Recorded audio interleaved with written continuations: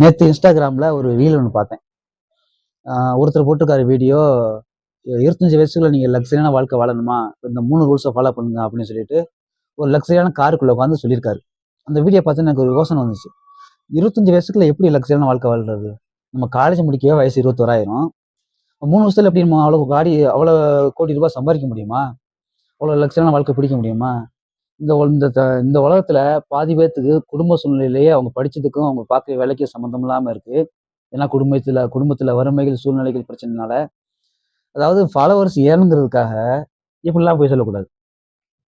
அப்பா அம்மா சம்பாரிச்ச காசு, தாத்தா சம்பாரிச்ச காசுல உட்காந்துட்டு நமக்கு அந்த சொத்து இருந்துச்சு அப்படின்னா, நம்ம சொல்றது ஈஸியா நம்ம அப்பா அம்மா ஒரு பிசினஸ் டேக் ஓவர் பண்ணி பண்ணலாம்.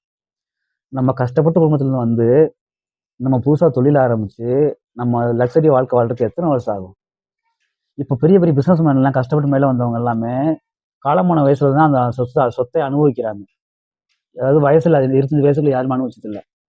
உங்களுக்கு ஃபார்வர்ட்ஸ் ஏறணுங்கிறதுக்காக இருக்கவன் பூரா பைத்தியக்காரனாவே இன்னும் நினைச்சிட்டு இருக்கீங்க நீங்க.